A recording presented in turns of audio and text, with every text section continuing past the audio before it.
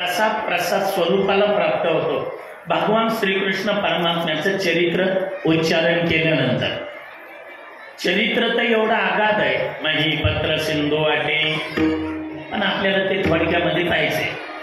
समुद्राची शाई केली, पृथ्वीचा कागद केला, पर्वताची लेखणी केली, आणि स्वरांबेकर बालवाडीची मास्तरीने यायला बसवली। संपणार आहे का चरित्र? सिंधू आटे, पण आपल्याला ते 1:45 वाजेपर्यंत आपल्याला पाहिजे। आगाध आहे चरित्र राम आणि कृष्ण। आता रामचंद्रजीचे चरित्र आदरणीय दत्त महाराजांच्या मुखातून ऐकलंय आपण, आणि आपण सगळे भाग्यवान आहे या वर्षी, या 2024 मध्ये आपण जिवंत आहे। नाहीतर कोरोनात गेलो असतो तर 500 वर्षापासून ज्या सुवर्ण क्षणाचा सगळा समाज वाट पाहत होता, म्हणजे 22 जानेवारीला ज्यांच्यामुळे आपल्याला राहायला घर आहे, त्या रामचंद्रजींना 500 वर्ष तंबूमध्ये राहावं लागलं। कैकई परवडली महाराज, तिनं तरी 14 वर्षाचा वनवास दिला, पण आपण 500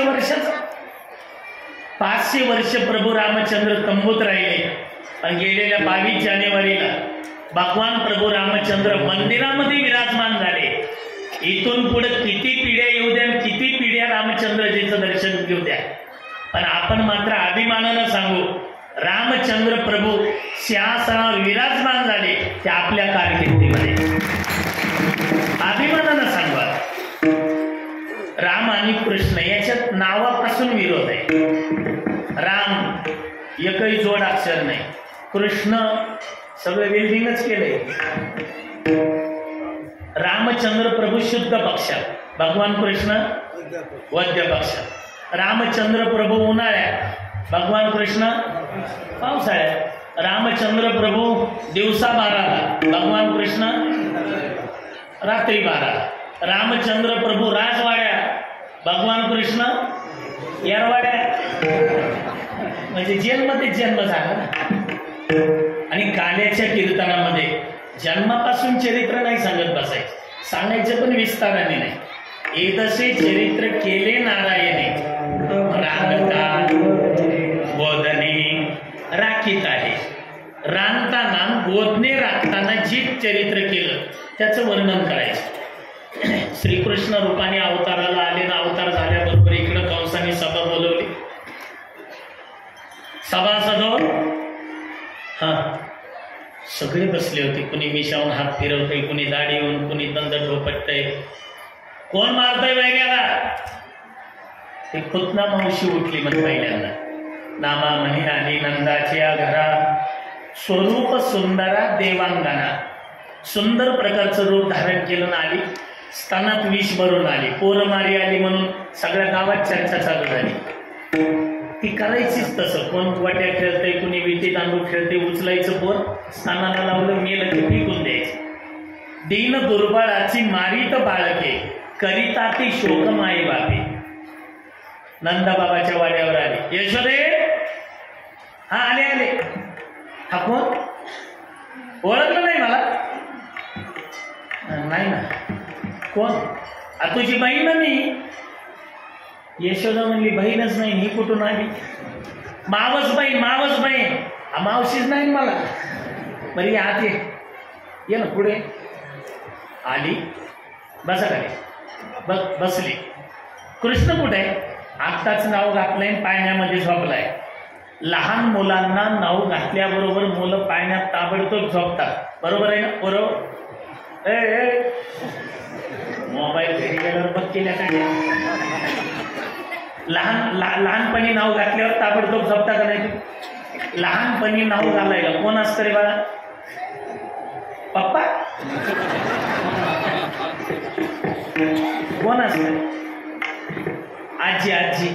आणि आजीच्या हात किती मऊ असतात। माऊली, इकडच्या चुलीवरचं भांड जर खाली उतरायचं म्हणलं, आजी पकडीची गरज आहे का तुम्हाला? अजिबात नाही। काम करून करून करून हात एवढे कडक झालेले असतात, इकडच्या चुलीवरचं भांड हाताने उचलते। आणि सुनबाई तिला विचारतात, आत्याबाई पाणी तापलं का बा बरं? जिला पातेलं पोळत नाही तिला पाणी पोळत नाही। ते कडक पाणी असतं, पण तापू दे ते कडक पाणी लहान मुलाच्या अंगावर टाकायचं. त्याच्या आधी एक कार्यक्रम असतो, ते केसावर आपलं टाळू माखणं म्हणतात नाही का, असं इथं हात धरतात, टाळूवर तेल टाकतात, ते टाळू माखतात. टाळू माखणं झालं की पुन्हा एक कार्यक्रम असतो आणखी मालिश करण्याचा. कोणचं तेल ते डाबरलाल, डाबरलाल तेल लावून मालिश करण्यात येते. मालिश झाली की आणखीन पुन्हा एक कार्यक्रम असतो. कोणचा? वडावडीचा.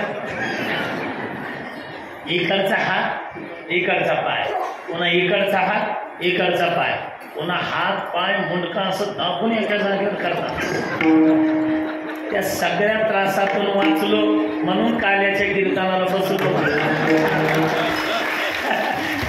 म्हणजे एवढा त्रास असतो ते. लहान मुलांना नाव घातलं आणि ते बाळू त्यात असं गुंडाळलं पोरगे की पाण्यात टाकायचं. सासूबाईनं 2-4 झोके दिले, ते श्वास सोडतं पोरगे, इकडं तिकडं बघता बघता झोपी जातं. मग सासू सांगते, पाहिलं का सुनबाई, एका रट्याला झोपलं का नाही? मी म्हणलं झोपलं नाही तर मरल का एवढा त्रास दिला. तसं भगवंताला नाव घातलेलं ते पाण्यामध्ये झोपलेले. भगवंत म्हणजे झोपायला आलो, लागले रडायला, घेता कृष्णाला, मग त्याच्यासाठी तर आले. उचललं कृष्णाला पादराच्या आड केलं. भगवंतांनी डोळे झाकले. डोळे का झाकले त्याची बरीचशी कारणं सांगितले. पू म्हणजे पवित्र, तना म्हणजे नाही. पवित्र नसलेली स्त्री, पण तिचं मला म्हणजे सकाळच्या रामपाऱ्यात भवानीचं गिराईक लागलं. विषाचं काम भवानीचंच गिराईक आहे. मी आलोय दही दूध लोणी खायला. बरं, डोळे झाकून भगवंत विचार करत होते, ही आता माझी आई होणार आहे, मी हिचं स्तनपान करणार आहे, हिचा एवढा अधिकार आहे का? बरं, मी हिला मारावं, श्रीकृष्ण जाती कोपोनी मार, तो होई ब्रह्म साक्षात्कार. मी मारल्यावर हिचा उद्धार होणार आहे, हिचा उद्धार व्हावा एवढा अधिकार आहे का? आणि महत्वाचं कारण, भगवान शंकरजीचं ध्यान केलं. किर्लोस्कर कंपनीचा पंप लावून सगळं विष प्राशन करून घेतलं. सोडी सोडी कृष्णा, पुन्हा नाही तुझ्या सदना. भगवंत म्हणले पुन्हा यायला जिवंत ठेवलं ते इच्छिल ना. पोतना कंटक मुक्त केली. पुन्हा महाबाई नावाचे भट्ट पाठवले. विठंबिले भट दिला पाठीवरी पाठ. हळूहळू भगवंत पालते पडायला लागले. पालते पडता पडता रांगायला लागले. कसे रांगत होते माहितीये का?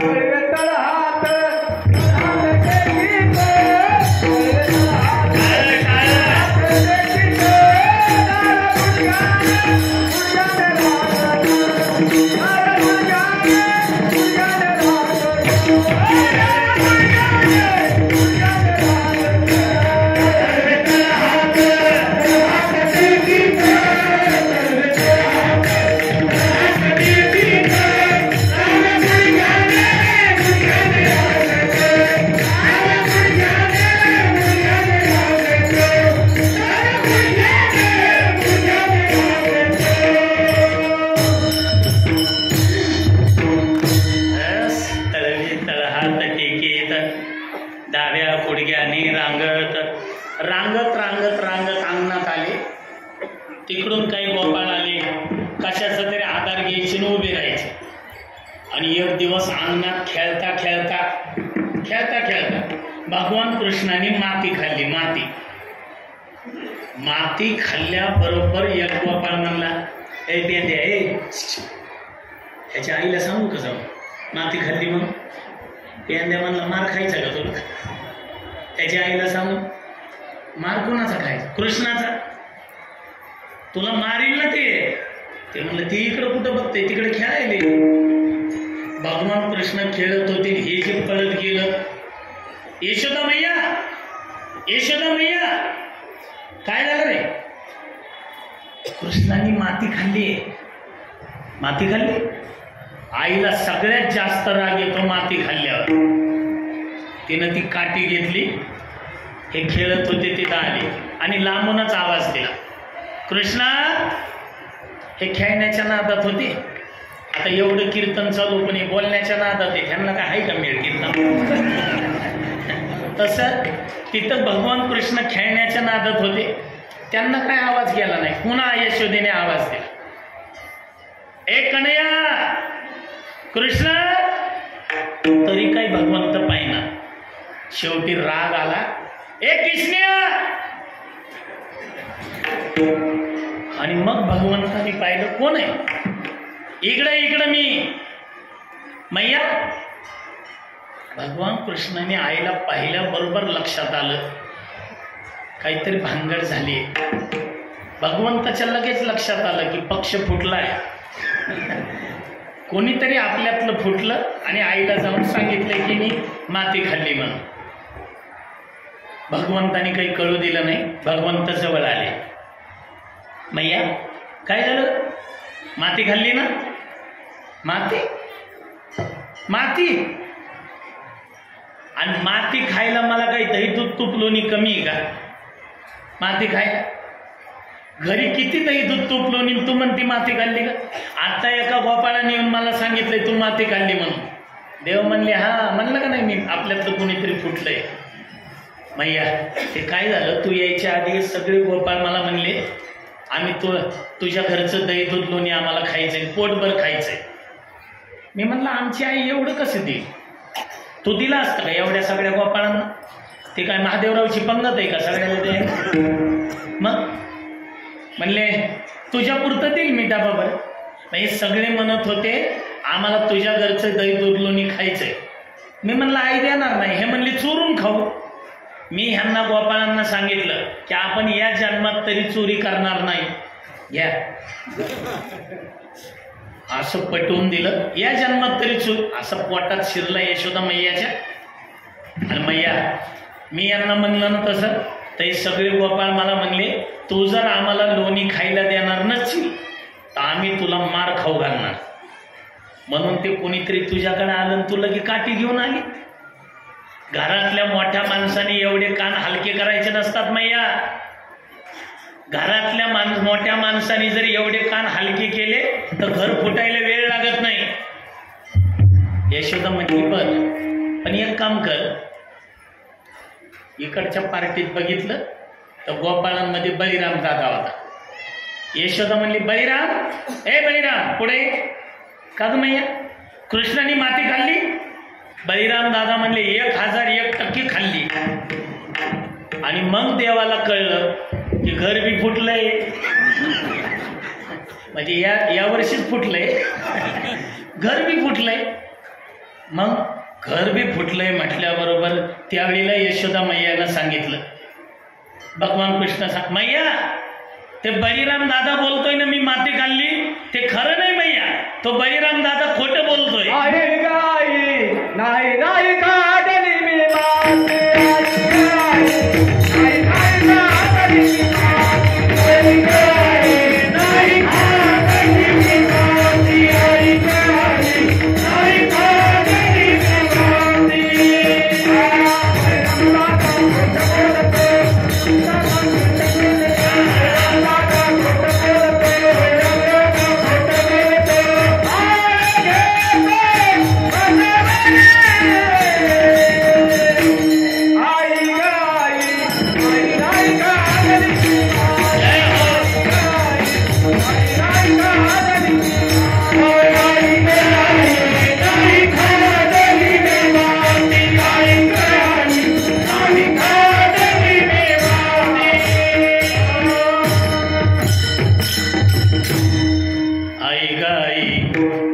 नाही खाल्ली ग महिमा. बळीराम दादा खोटे बोलतो. खोटं बोलतोय ते दादा. बळीराम दादा खोटे बोलतो. बळीराम दादा खोटं बोल. काठी घे बरं इकडे. ती काठी घेतली आणि भगवान कृष्णापर्यंत आली. आगर ना. भगवंत म्हटले आतापर्यंत जमलंय पण आता माती दिसल ना त्याची बीवर. तुला म्हणते आकर म्हणून. यशोदेने काठी उगारली. करतो का मारावया तिने उगारली काठी. त्या मोठी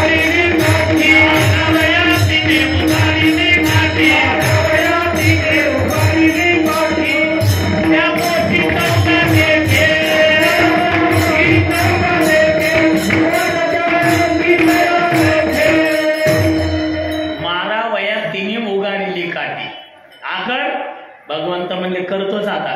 आणि भगवंताने आ केल्याबरोबर यशोदा अशा टाचावर करून बघत होती.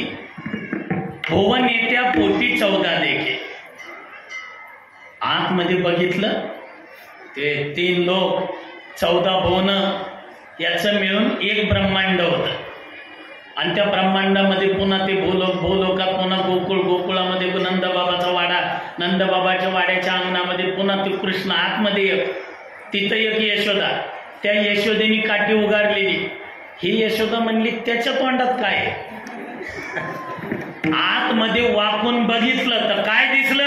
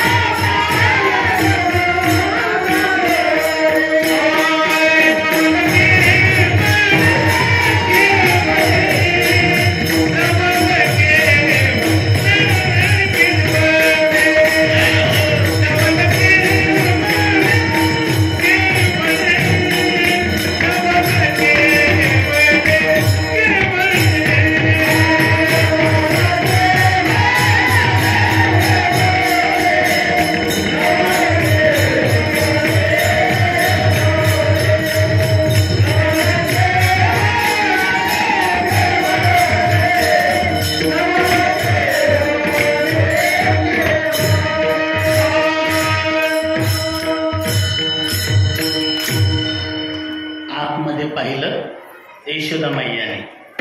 तर आतमध्ये काय दिसलं? अनंत ब्रह्मांडे उदरी. नुसते 14 भुवनच नाही, अनंत ब्रह्मांडे उदरी. हरिहा बालक नंदाधरी. अनंत ब्रह्मांड भगवंताच्या मुखामध्ये. 3 लोक 14 भुवन मिळून एक ब्रह्मांड. असे अनंत ब्रह्मांड उदरामध्ये दिसते. तुकोबाराय म्हणतात फक्त अनंत ब्रह्मांड उदरातच नाही, अनंत ब्रह्मांडे एके रोमी 80 धेंदे. एका केसाच्या खड्ड्यामध्ये अनंत ब्रह्मांड. एवढा मोठा भगवान परमात्मा. एका केसाच्या खड्ड्यात जर अनंत ब्रह्मांड, अशी केस किती आपल्याला? हा, असं मोजले का नाही? 3.5 कोटी केस आहेत बाबा असं म्हणते. आणि खरंच आहे, प्रत्येकाला 3.5 कोटी केस आहे. कीर्तन झाल्यावर जर लवडे महाराज किती खरं बोलतात खोटं बोलतात, एखादं जर मोजायला लागलं, मोजण्यात जर जास्त भरले तर समजावं ते दाट केसाचं असावं, कमी भरले तर पातळ केसाचं. आणि रामेश्वर प्रत्येकाला 3.5 कोटी केस आहे प्रत्येकाला. मग एक अनंत ब्रह्मांडे एके रोमी 80 धेंडे एका केसाच्या खड्ड्यामध्ये. तुकोबाराय म्हणतात अनंत ब्रह्मांड याच्या उदरामध्ये. अनंत ब्रह्मांडे उदरी हरी हा बालक नंदा घरी. अहो एका ब्रह्मांडाच्या ब्रह्मदेवाला अभिमान झाला. त्यानं ते म्हणलं आपल्याला कधी भारतरत्न पुरस्कार नाही, कधी कोणचा सत्कार नाही, सत्कार सोहळा नाही, सुट्टी नाही. रविवारी सुद्धा सुट्टी आहे का ब्रह्मदेवा? हे सगळे मडके बनवायचे आहेतच. एकदा तरी सत्कार करावा. त्यांनी रजेचा अर्ज केला, भगवंताकडे पाठवला. मी म्हणून टिकलोय म्हणला. आणि खरंच आहे, ब्रह्मदेवाची कमाल आहे का नाही? जरा विचार करा थोडा. आज इथं एवढा समाज इथं बसलाय, त्यातलं एक दुसऱ्यासारखं दिसतंय का? अजिबात नाही. आता एक गाड्या तयार होतात, एक मॉडेल तयार झालं, समजा की याचं मॉडेल एक तयार झालं, तर नुसतं कच्चं मटेरियल टाकलं की तिकडं माल तयार होतो. पण इथं एक मॉडेल नाही. अनेक बुद्धीचे अनेक माणसं तयार करायचे. ब्रह्मदेव बाकीचं जाऊ द्या, मुंगी बनवायची. मुंगी बाबा, मुंगी बनवायची म्हटलं तर मग तिला पाय केवढे द्यायचे, डोळे केवढे द्यायचे, त्याच्या वायरी कशा जोडायच्या, हे सगळी कमाल आहे ना ब्रह्मदेव. समजा मुंगीचा डोळा हत्तीला दिला, जमल का? हत्तीचा इकडे द्यायचा म्हणलं नाही ना जमत. ह्यांनी रजेचा अर्ज पाठवला आणि फिरायला निघाला असा हायवे रोडला आपल्या फाट्यापर्यंत थोडासा इकडं तेलगावच्या दिशेनं निघाला तर तिकडून त्याला एका उंटाची लाईन दिसली. लाईनची लाईन. पूर्वी काही हे कंटेनर वगैरे नव्हते. प्रत्येक उंटाच्या पाठीवर असे मोठमोठे पेठार. तेवढ्याला एकच मावशी हाकत होते. हा ब्रह्मदेव म्हटला हे मॉडेल तर आपल्या कंपनीतलं नाही, म्हणजे आपल्या MIDCतलं नाही. हे कुठलं आहे, कुणी तयार केलं? आपल्याशिवाय तर बीडची कंपनी नाही. हे कुठून आले? ओ मावशी, कुठे चालवलंय? मावशीला काय माहिती ब्रह्मदेव आहे म्हणून. तिच्या हातात चाबूक होता ना ते हाणायला, ते चाबूकच असा ब्रह्मदेवाला केला. सरक माग. ब्रह्मदेव म्हटलं मला तुलाच म्हणते, तुला सरक. अहो पण कुठून आलाय, कुठं चाललाय, काय या पेटारामध्ये? ती मावशी म्हणली मला वेळ नाही, 12:45 पर्यंत सगळा माल पोच करायचा आहे. कळलंय काय जणाला? 12:45 पर्यंत. बरं चालता बोला. हा बोल, काय या पेठारात काय? ते म्हटले कोणत्या तरी एका ब्रह्मांडाच्या ब्रह्मदेवाने भगवंताला रजेचा अर्ज पाठवलाय. त्याला अहंकार झालाय, मी म्हणून चाललंय. मग काल बीडला गोडाऊनला फोन आला होता की आपल्याकडे स्टॉकला जेवढे ब्रह्मदेव असतील तेवढे ब्रह्मदेव कारीला पाठवून द्या. मग म्हणजे ह्या पेटारात ब्रह्मदेव आहे का? एका पेटारात 11 आहे. एका पेटारात 11 ब्रह्मदेव. हे ब्रह्मदेवजी पळालं, पुन्हा नाही रजेचा अर्ज केला त्याला. अशा अनंत ब्रह्मांडे उदरी हरी हा बालक नंदा घरी. तुकोबाराय म्हणतात हेच तर नवलय.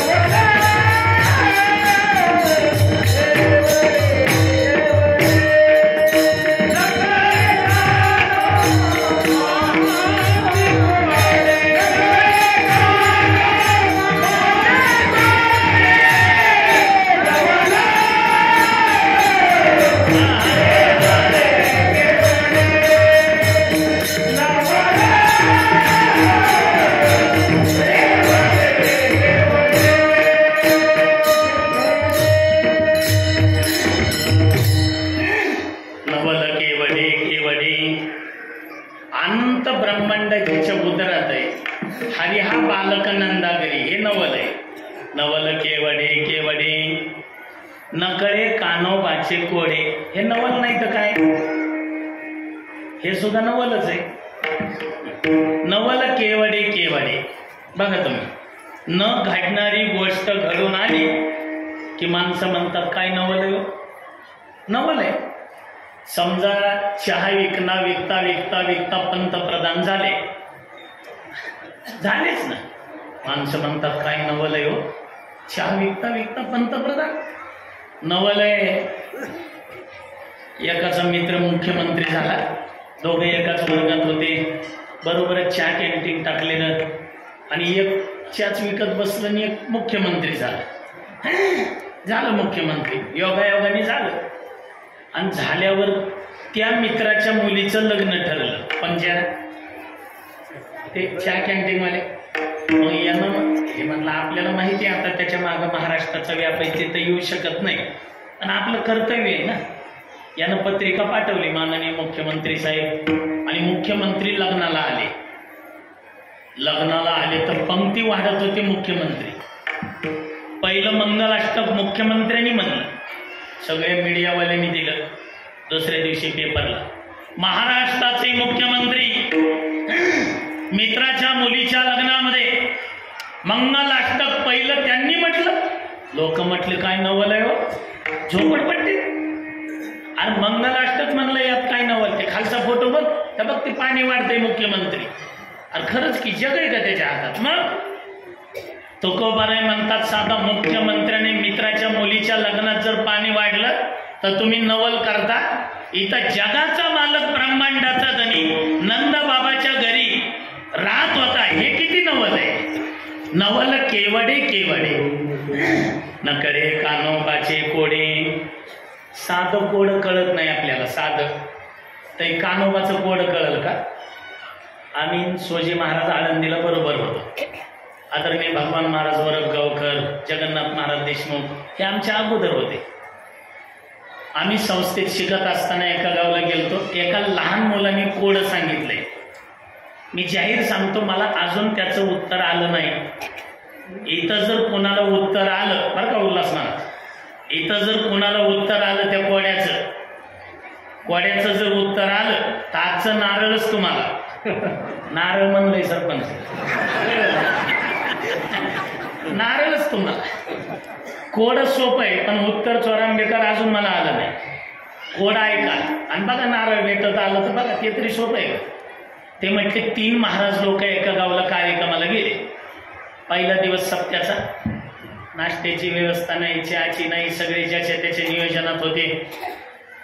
त्यातला एक जण म्हणला चल 2 दिवस झालं उपासच झालाय, परवा एकादश, कालची महाशिवरात्र, काय आहे का नाही पोटाला जा विचार. ते म्हणलं पण कुणी याय नाही ना, चल हॉटेलमध्ये, काय यांच्या जीवावर आहे का. हॉटेलमध्ये गेले, 3 राईस प्लेट घेतल्या.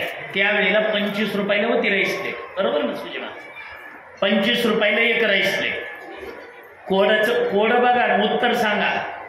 25 रुपयाला 1 राईस प्लेट, तर 3 राईस प्लेटची किती झाली. झोपले काय तुम्ही. हा शाबास. आता उत्तरही द्यायचा. 75 रुपये झाले. ह्यांनी आपले 75 ठेवले, त्या मालकानं गल्ल्यात टाकले, ते ड्रायव्हर ढकलला. 3 महाराज लोक निघाले. त्या मालकानं वेटरला बोलवलं, इकडे.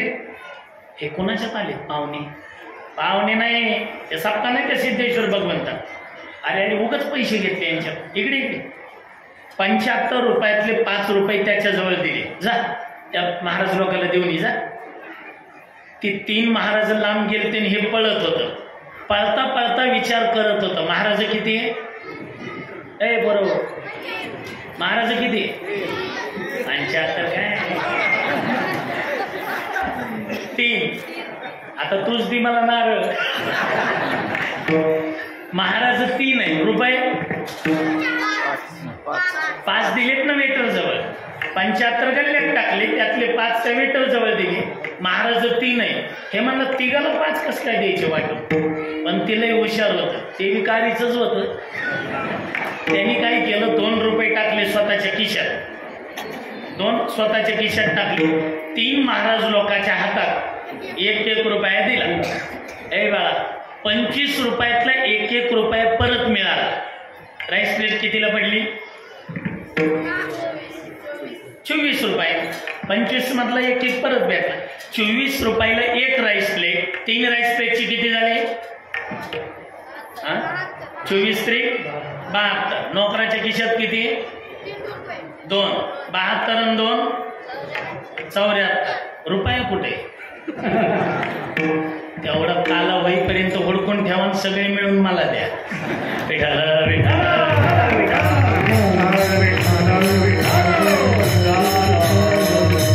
साधं कोड कळत नाही, कानोबाचं कोड खेळणार आहे का? नकरे कानोबाचे कोडे. मग हेच नवल आहे का? तुकोबाराय म्हणतात हेच नवल नाही.